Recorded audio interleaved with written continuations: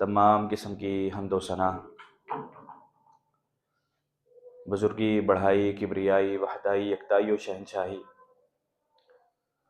صرف اور صرف اللہ ملک العلام ذوالجلالی والاکرام کی ذات کے لیے ہی لائق اور زیبا ہے،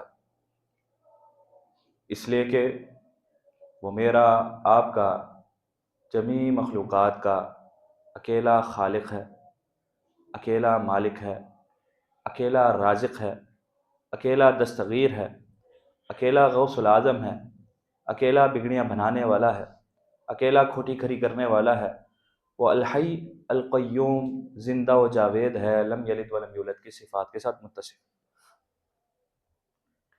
درود و سلام ہو سید کونین، شافی محشر، ساقی کوثر، مقتدی محمد مصطفیٰ صلی اللہ علیہ وسلم کی ذات اقدس و مقدس پر، کہ جنہیں اللہ رب العزت نے میرے آپ کے لیے، جمیع جہانوں کے لیے رحمت بنا کر کے مبعوث فرمایا۔ رحمتوں کی دعائیں ان ہستیوں کے لیے کہ جنہوں نے آپ سے فیض پایا اور امت تک پہنچا ڈالا، رب تعالیٰ ان کی قبروں کو منور فرمائے۔ عزیزان گرامی، ہم اس وقت ایک خاص مہینے کے بالکل قریب آ چکے ہیں، اور وہ مہینہ رمضان المبارک کا مہینہ ہے۔ یہ مہینہ کوئی معمولی مہینہ نہیں ہے، اس مہینے کے ساتھ بڑی عظمت جڑی ہے۔ رب تعالیٰ نے اس مہینے کو بہت شرف عطا کیا ہے، اور اس مہینے کے ساتھ جو چیز جڑ گئی رب تعالیٰ نے اس کو بھی خاص کر دیا۔ یہ اتنا خاص مہینہ ہے، کیوں خاص نہ ہو کہ اس مہینے کے اندر رب تعالیٰ کا کلام نازل ہوا ہے۔ رب تعالیٰ نے اپنے کلام کے نزول کی برکت سے اس مہینے کو مبارک بنا دیا، اس مہینے کی راتوں کو مبارک بنا دیا، اس مہینے کے دنوں کو مبارک بنا دیا، اس مہینے کے نفل عبادات کو فرائض تک پہنچا دیا، اور فرائض کو کئی گنا بڑھا دیا، اور اس کے اندر نیکیوں کو آسان کر دیا، گناہوں سے بچنا آسان کر دیا، اور واپس لوٹنے کو بھی آسان کر دیا۔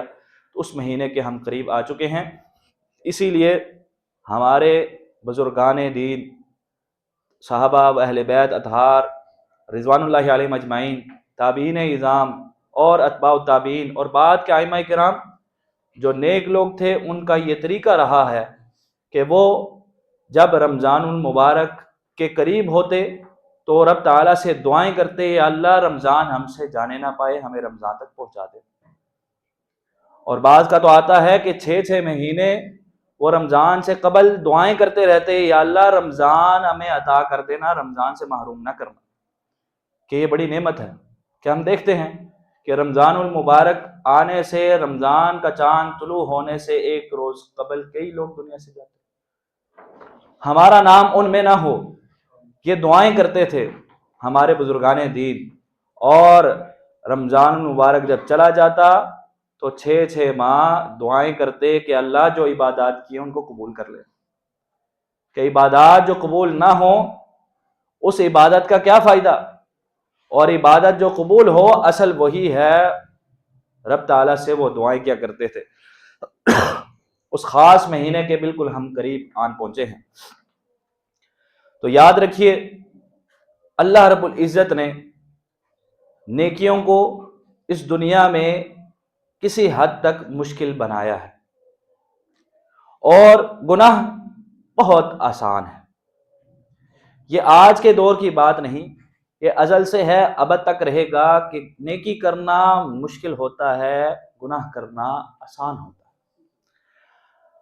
حضور نے فرمایا اس روایت میں جسے امام ترمذی، امام نسائی، امام ابو داؤد اور احمد بن حنبل رحمہ اللہ اپنے مسند میں لے کر کے آئے ہیں، اور اس کا ایک حصہ امام بخاری اور امام مسلم رحمہ اللہ نے بھی بیان کیا ہے اپنی اپنی صحیح میں۔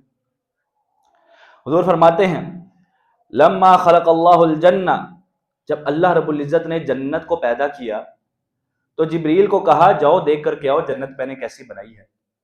جبریل سید الملائکہ ہے، انسانوں میں سید البشر کون ہے؟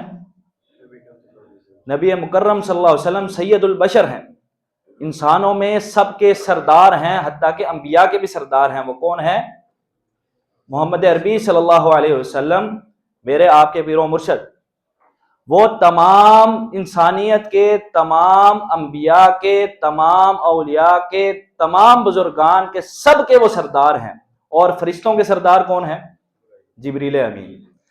تو جبریل امین کو رب تعالیٰ بھیجتے ہیں، جاؤ وزٹ کر کے آؤ، میں نے جنت بنائی ہے، دیکھو کیسی بنائی ہے۔ تو جب جبریل امین نے وزٹ کیا تو آ کے رب تعالیٰ کو فرمانے لگے، اللہ جو جنت آپ نے بنائی ہے اس کے بارے میں جس کو پتہ چل جائے جنت ایسی ہے کون چھوڑے گا، کچھ بھی کر کے اس کو پانے کی کوشش کرے گا، یہ جنت آپ نے اتنی کمال بنا دی ہے۔ رب تعالیٰ نے اس کے بعد جنت کو مشکلات کے اندر گھیر دیا، یعنی جنت کے باہر مشکلات رکھ دی، اور جبریل کو کہا اب جاؤ وزٹ کرو۔ کہا اب میرا نہیں خیال کہ کوئی جنت کی طرف، کیونکہ اس کو حاصل کرنا، حاصل ہو جائے اس کے بعد جو مزے اور لذتیں اور جو لطف ہے وہ تو کمال ہی کمال، لیکن حاصل کرنے تک یہ جو سفر ہے، جو نیکیاں اختیار کرنے کا، گناہوں سے بچنے کا، توبہ استغفار کا، رب تعالیٰ کے ساتھ جڑے رہنے کا، یہ سفر مشکل۔ اور پھر حضور فرماتے ہیں کہ اللہ رب العزت نے جب جہنم کو پیدا کیا تو جہنم کو پیدا کرنے کے بعد جبریل کو کہا اس کا بھی وزٹ کرو۔ تو جب جبریل نے جہنم کا وزٹ کیا تو کہا کہ اب میرا نہیں خیال کہ جہنم کے بارے میں کوئی سنے اور اس میں آ جائے، وہ تو بڑا بدبخت ہوگا۔ رب تعالیٰ نے اس کے گرد پھر شہوات، خواہشات، لذتیں اور خوشیاں بکھیر دی اور کہا اب ذرا دیکھ کے آؤ۔ کہا یہ جو رستہ ہے یہ اتنا خوبصورت ہے کہ اس کے اوپر سب چل پڑیں گے، اور مجھے خدشہ ہے کہ کوئی ایسا نہ ہوگا کہ جو جہنم سے بچ جائے۔ تو یاد رکھیے حضور فرماتے ہیں حجبت النار بالشہوات وحجبت الجنت بالمکارہ، جو جہنم ہے وہ خواہشات اور لذتوں کے گرد گھیری ہوئی ہے، اور جو جنت ہے اس کے گرد مشکلات ہے، رستہ تنگ ہے۔ عمر بن خطاب رضی اللہ تعالی عنہ تقویٰ کی تفسیر میں، دیگر محدثین بھی بعد میں یہ تفسیر فرمایا کرتے تھے کہ کسی جگہ سے انسان گزر رہا ہو اور وہ رستہ خاردار ہو، کانٹے ہوں اس میں، تو انسان کس طرح پھر کپڑے بچا بچا کر کے چلتا ہے، کہیں میرا کپڑا کسی کانٹے میں اٹک نہ جائے، پھنس نہ جائے، پھٹ نہ جائے۔ دنیا میں زندگی گزارنی ہے، اگر جنت پانی ہے تو اس طرح سے گزرنا پڑے گا، اگر اس طرح سے نہ زندگی گزاری تو پھر ٹھکانہ خطرناک ہو سکتا ہے۔ تو یاد رکھیے کل نفس ذائقۃ الموت، ہر نفس پر موت آنی ہے۔ وانما توفون اجورکم یوم القیامہ، نیکی کرو برائی کرو تمہیں روز محشر اس کا بدلہ دیا جائے گا۔ فمن زحزح عن النار، جو جہنم سے بچا لیا گیا، وادخل الجنہ، جنت میں داخل کر دیا گیا، فقد فاز، کامیابی تو یہی ہے۔ وما الحیات الدنیا الا متاع الغرور، یہ دنیاوی زندگی تو صرف دھوکے کا سامان ہے۔ سورہ آل عمران۔ تو یاد رکھیے اللہ رب العزت نے بخشش کے دروازے کھول رکھے ہیں۔ آج سے قبل زندگی جیسی گزر گئی، رمضان قریب آ گیا ہے، اس کو ہم نے اپنے لیے ورکشاپ سمجھنا ہے، ہم نے اپنی تربیت کرنی ہے، ہم نے خود کو نیکیوں کی عادت ڈالنی ہے، ہم نے گناہوں سے نکلنے کی خود کو عادت ڈالنی ہے۔ مجھے پتا ہے میں کس گناہ میں ملوث ہوں، ہر شخص کو پتا ہے میں کس گناہ میں ملوث ہوں۔ وہ رب تعالیٰ سے معافی مانگے، توبہ استغفار کرے، رب تعالیٰ کے حضور دعائیں شروع کر دے، کوشش شروع کر دے۔ والذین جاہدوا فینا لنہدینہم سبلنا، جو کوشش کرتا ہے رب فرماتا ہے میں اس کو توفیق دیتا ہوں، جو کوشش نہیں کرتا اس کو توفیق نہیں ملا کرتی۔ وسارعوا الی مغفرۃ من ربکم، رب تعالیٰ فرماتے ہیں رب تعالیٰ کی جو مغفرت ہے، جو اس نے دروازے کھول دیے ہیں، ایک آنسو تم بہاتے نہیں، دل میں ندامت کے جذبات پیدا ہوتے نہیں کہ رب تعالیٰ ادھر سے راضی ہو جاتا ہے، تو پھر کیوں نہ وسارعوا الی مغفرۃ من ربکم، اپنے رب کی مغفرت کی طرف تم لپکتے کیوں نہیں؟ جلدی کرو، آگے بڑھو، رب تعالیٰ کی مغفرت کو حاصل کر لو، کیا پتا اگلا لمحہ ہے کہ نہیں ہے، کیا پتا یہاں سے گھر جانا ہے کہ نہیں، کیا پتا گھر جا کر کے اگلا دن گزارنا ہے کہ نہیں۔ یہ تو زندگی انسان کی بونس ہی ہوتی ہے۔ کہتے ہیں 60 سال کے بعد 40 سال کے بعد زندگی بونس پہ ہے، ایسا نہیں ہے، زندگی ہے ہی بونس، ہر انسان بونس پر ہے۔ کسی کو نہیں پتا آخری لمحہ کب آ جائے۔ رب تعالیٰ سب کو نیک اور سلامتی والی، ایمان والی لمبی زندگی عطا کرے، لیکن آخری لمحہ کہاں لکھا ہے نہ مجھے پتا ہے نہ آپ کو پتا ہے۔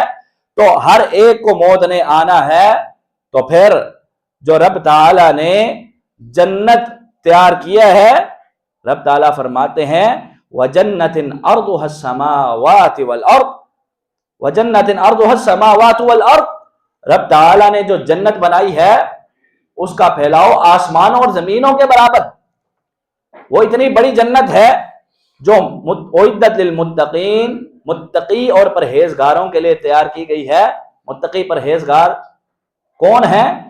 جو خود کو نیکیوں میں لگانے کی کوشش جاری رکھتے ہیں، شیطانی وساوس آتے ہیں ان سے لڑتے ہیں، پھر آتے ہیں پھر لڑتے ہیں، نیکی کرنے کا جی نہیں چاہتا پھر خود کو نیکی میں لگاتے ہیں، نماز کی طرف جی نہیں چاہتا زبردستی خود کو کھینچ کے مسجد لے کر کے آتے ہیں۔ چند عرصہ انسان خود یہ پریکٹس کرتا ہے، ایک وقت آتا ہے رب تعالیٰ توفیقات عالیہ سے نواز دیتا ہے۔ تو یاد رکھیے معجم الاوسط امام نے طبرانی رحمہ اللہ کی، اس میں امام صاحب ایک روایت لے کر کے آئے، ایک حدیث بیان فرماتے ہیں محمد بن مسلمہ سے کہ آپ علیہ الصلوۃ والسلام فرماتے ہیں ان لربکم عز وجل فی ایام دہرکم نفحات، رب تعالیٰ نے سال بھر میں تمہارے لیے بہت سے مواقع رکھے ہیں، فتعرضوا لها، وہ موقع جب تمہیں رب تعالیٰ دے دے تو ان کو ضائع نہ کرو، آگے بڑھو، ان میں سے اپنا حصہ تلاش کرو۔ لعل احدکم ان تصیبہ منہا نفع، تم میں سے کوئی ایک ہو سکتا ہے جو رب تعالیٰ نے مواقع رکھے ہیں، رمضان المبارک کا مہینہ رکھا ہے، شعبان کا مہینہ رکھا ہے، رب تعالیٰ نے تمہارے لیے آگے لیلۃ القدر رکھی ہے، رمضان کے روزے ہیں اور آخری عشر کا تلاوت ہے، رمضان کی دعائیں ہیں، رمضان کے اذکار ہیں، رمضان کے صدقات ہیں، یہ مواقع تمہیں حاصل ہونے جا رہے ہیں، تو ان موقعوں کو ضائع نہ کرنا۔ ہو سکتا ہے یہی تمہاری زندگی کا موڑ ہو، ایسا موڑ جو تمہیں جنت میں لے جائے، جہنم سے بچا لے۔ تو شعبان میں یاد رکھیے آپ علیہ الصلوۃ والسلام کے حوالے سے اماں جی عائشہ فرماتی ہیں حضور بہت روزے رکھا کرتے، حتیٰ کہ کئی دفعہ پورا شعبان ہی روزہ رکھ لیا کرتے تھے، کیونکہ رمضان کی پریکٹس ہو رہی۔ اس کے ساتھ ساتھ اسامہ بن زید کہتے ہیں میں نے آپ سے ایک دفعہ پوچھا کہ آپ شعبان میں اتنے روزے رکھتے ہیں، ویسے بھی آپ رکھتے ہیں سوموار جمعرات کا روزہ، حضور نے فرمایا ہفتے کے جو اعمال ہے سوموار جمعرات کو پیش ہوتے ہیں، اس لیے میری خواہش یہ ہوتی ہے کہ میں جب میرے اعمال پیش ہوں میں روزے سے ہوں۔ فرمایا پھر اسامہ بن زید نے سوال کیا کہ پھر آپ شعبان میں بہت زیادہ روزے رکھتے ہیں، کیا وجہ ہے؟ حضور نے فرمایا کہ یہ ایسا مہینہ ہے کہ اکثر لوگ اس مہینے کے حوالے سے غفلت کا شکار ہیں، اکثر لوگ خرم صاحب اس مہینے کے حوالے سے غفلت کا شکار ہیں، ثناء اللہ صاحب اکثر لوگ غفلت کا شکار ہیں۔ کیوں شکار ہیں؟ اس کی وجہ یہ ہے ہمیں پتہ ہی نہیں یہ مہینہ کیا ہے۔ حضور فرماتے ہیں یہ جو رجب اور رمضان کے درمیان شعبان ہے یہ عام معمولی مہینہ نہیں ہے، اس میں بھی اعمال سال بھر کے رب تعالیٰ کے ہاں پیش کیے جاتے ہیں۔ اب وہ نصف شعبان نہیں ہے، شعبان کا ذکر ہے، کون سی رات ہے اللہ عالم، کون سا دن ہے اللہ عالم، لیکن حضور فرماتے ہیں میرا جی چاہتا ہے جب اعمال پیش ہوں تو میں روزے سے ہوں۔ تو یہ شعبان کا مہینہ معمولی مہینہ نہیں ہے، یہ رمضان کی تیاری کا مہینہ ہے۔ اس مہینے میں جو آپ عادت ڈالیں گے تو روزے بھی رکھ سکیں گے، قیام بھی کر سکیں گے، وگرنہ پہلا دوسرا تیسرا چوتھا پانچواں روزہ رکھ کے رات کو قیام ہوگا، اس کے بعد بستروں میں پڑ جائیں گے، ہمت ہی نہیں رہے گی۔ پریکٹس ابھی سے شروع کرنی ہے، جسم کو ابھی سے عادت ڈالنی ہے، ابھی سے کوشش کریں گے کہ رات کو 2-4 رکعت پڑھ کے سوئیں، تھوڑا سا قیام کریں، تلاوت قرآن پاک کریں، صدقات و خیرات کی عادت ابھی سے ڈال لیں تاکہ رمضان المبارک کا مہینہ ہمارے لیے بخشش کا مہینہ بن جائے۔ رب تعالیٰ سے دعا ہے رب تعالیٰ رمضان المبارک کو ہمارے لیے مقدر فرمائے اور اس پہ رب تعالیٰ ہمیں اپنی رضوان عطا فرمائے۔ وما توفیق الا باللہ علیہ توکلت و الیہ